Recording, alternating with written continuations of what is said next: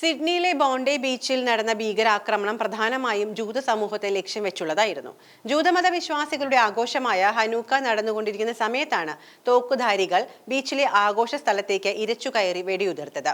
Australian പ്രധാനമന്ത്രി Anthony Albanese ഇതിനെ ജൂത വിരുദ്ധ ഭീകരാക്രമണം എന്നാണ് വിശേഷിപ്പിച്ചത്. അതേസമയം സിഡ്നിയിലെ ബോണ്ടെ ബീച്ചിൽ നടന്ന ഭീകരാക്രമണത്തിന് ഭീകര സംഘടനയായ ഇസ്ലാമിക് സ്റ്റേറ്റുമായി ബന്ധമുണ്ടോ എന്ന കാര്യം ഓസ്ട്രേലിയൻ ആഭ്യന്തര ഇന്റലിജൻസ് ഏജൻസിയായ ASIO വിശദമായി അന്വേഷിച്ചു വരികയാണ്. 6 വർഷം മുൻപ് ISന്റെ സിഡ്നി സെല്ലുമായി ആക്രമികളിൽ ഒരാൾ ബന്ധപ്പെടുകയുണ്ടായോ എന്നതടക്കമുള്ള വിവരങ്ങളാണ് പരിശോധിക്കുന്നത്. എന്നാൽ ആക്രമണത്തിൽ മൂന്നാമതൊരു വ്യക്തിയും പങ്കെടുത്തിട്ടുണ്ടോ എന്ന സംശയത്തിനും പോലീസ് അന്വേഷണം വ്യാപിപ്പിച്ചിട്ടുണ്ട്. സംഭവത്തിന്റെ പശ്ചാത്തലവും ലക്ഷ്യവും കണ്ടെത്താനുള്ള ശ്രമങ്ങൾ ശക്തമായി തുടരുകയാണ് എന്നാണ് അധികൃതർ അറിയിച്ചിരിക്കുന്നത്. സംഭവം ഭീകരാക്രമണമാണ് എന്ന് ഔദ്യോഗികമായി അധികൃതർ അറിയിച്ചിട്ടുണ്ട്. അക്രമികളുടെ ലക്ഷ്യവും പ്രേരണയും സംബന്ധിച്ച അന്വേഷണം പുരോഗമിക്കുകയാണ്. ബീച്ചിന് സമീപം പാർക്ക് ചെയ്തിരുന്ന അക്രമികളുടെ വാഹനത്തിൽ നിന്ന് സ്ഫോടക വസ്തുക്കൾ കണ്ടെടുത്തതായി പോലീസ് അറിയിച്ചു. ജൂതരുടെ പ്രധാന ആഘോഷങ്ങളിൽ ഒന്നായ ഹനൂക്ക ആരംഭിച്ച ആദ്യ ദിനത്തിലാണ് ആക്രമണം നടന്നത്. ഇന്ത്യൻ സമയം ഉച്ചയ്ക്ക് 2:17 വെടിവയ്പുണ്ടായി.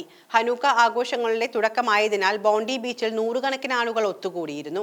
ഇവരെ ലക്ഷ്യമിട്ടാണ് ഈ ആക്രമണം നടന്നത്. സംഭവത്തിൽ 29 പേർക്ക് പരിക്കേറ്റു.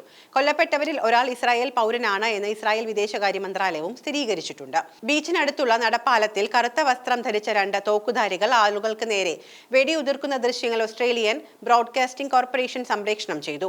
അതേ ദൃശ്യങ്ങളിൽ ഒരാൾ അതീവ ധൈര്യത്തോടെ തോക്കുധാരികളെ നേരിട്ട് നിരായുധരാക്കുന്നതും കാണാം. ബോണ്ടി ബീച്ചിലെ ആക്രമണം അത്യന്തം ഞെട്ടിക്കുന്നതും അസ്വസ്ഥതയുളവാക്കുന്നതുമാണ് എന്ന് ഓസ്ട്രേലിയൻ പ്രധാനമന്ത്രി ആന്റണി ആൽബനീസ് പ്രതികരിച്ചു. ജൂത സമൂഹം കൂടുതലായി താമസിക്കുന്ന പ്രദേശങ്ങളിൽ സുരക്ഷ ശക്തമാക്കിയതായും സർക്കാർ അറിയിച്ചിട്ടുണ്ട്. ഇനി എന്താണ് ഹനൂക്ക? ഹനൂക്കയുടെ ആദ്യ ദിവസം ആഘോഷിക്കുന്നതിനിടയിലാണ് ബോണ്ടി ബീച്ചിൽ ആക്രമണം നടന്നത്. ഹനൂക്ക ജൂതരുടെ വെളിച്ചത്തിന്റെ ഉത്സവം എന്നറിയപ്പെടുന്ന ഒരു ആഘോഷമാണ്. ഏകദേശം 2000 വർഷങ്ങൾക്ക് മുൻപ് തങ്ങളുടെ മതം സ്വതന്ത്രമായി ആചരിക്കാനുള്ള അവകാശത്തിനായി ഗ്രീക്കുകാർക്കെതിരെ ജൂതന്മാർ നേടിയ വിജയത്തിന്റെ സ്മരണയിലാണ് ഈ ഉത്സവം ആഘോഷിക്കുന്നത്. 8 ദിവസത്തെ ആഘോഷത്തിൽ വിളക്കുകൾ തെളിയിക്കുകയും ഗാനങ്ങളും പ്രാർത്ഥനകളും നടത്തുകയും കുട്ടികൾക്ക് സമ്മാനങ്ങൾ നൽകുകയും ചെയ്യുന്നു. ഡിസ്നിയിൽ പഴക്കച്ചവടം നടത്തുന്ന അഹമ്മദ് അൽ അഹമ്മദാണ് അക്രമിയെ വെറും കൈയോടെ നേരിട്ടത്. 43 വയസ്സുള്ള അഹമ്മദിന് ആക്രമണത്തിനിടെ 2 തവണ വെടിയേറ്റു. അദ്ദേഹം നിലവിൽ ഡിസ്നിയിലെ ആശുപത്രിയിൽ ചികിത്സയിൽ കഴിയുന്നതായും അധികൃതർ അറിയിച്ചിട്ടുണ്ട്.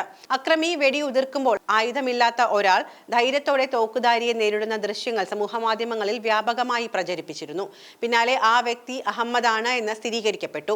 കാറുകളുടെ മറവിൽ നിന്ന ശേഷം അക്രമിയിലേക്ക് ഓടിയെത്തിയ അഹമ്മദ് അയാളുടെ കഴുത്തിൽ പിടിച്ച് തള്ളിയിടുകയും തോക്ക് പിടിച്ചെടുക്കുകയും ചെയ്തു. തുടർന്ന് ആ ആയുധം ഉപയോഗിച്ച അക്രമിയെ നിയന്ത്രണത്തിലാക്കി. അഹമ്മദിന്റെ സമയോചിതവും ധീരവുമായ ഇടപെടലാണ് അക്രമികളിൽ ഒരാളെ നിരായുധരാക്കാനും കൂടുതൽ വലിയ ദുരന്തം ഒഴിവാക്കാനും കാരണമായത് എന്ന് പോലീസ് പറയുന്നു. ഡിസ്നി വെടിവയ്പിലെ ഹീറോ എന്ന നിലയിൽ അഹമ്മദിന് സമൂഹ മാധ്യമങ്ങളിലും പൊതുസമൂഹത്തിലും വലിയ പ്രശംസ ലഭിക്കുകയും ചെയ്യുന്നുണ്ട്.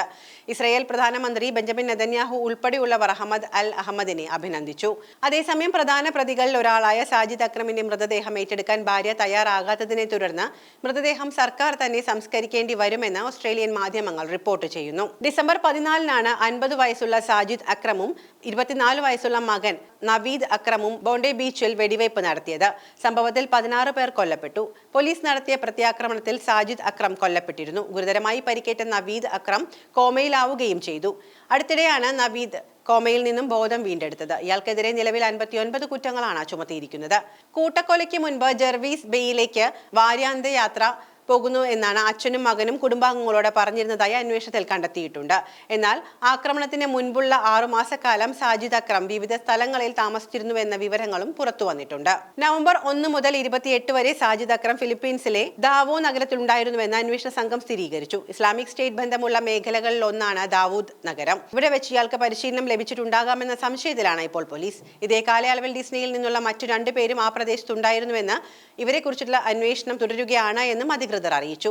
അതേസമയം ആക്രമണത്തിന് ഉപയോഗിച്ച ഉയർന്ന ശേഷിയുള്ള ആയുധങ്ങൾ എവിടെ നിന്നാണ് ലഭിച്ചത് എന്നടക്കമുള്ള കാര്യങ്ങളിൽ പോലീസിന് വിശദമായ അന്വേഷണം നടത്തേണ്ടതുണ്ട്.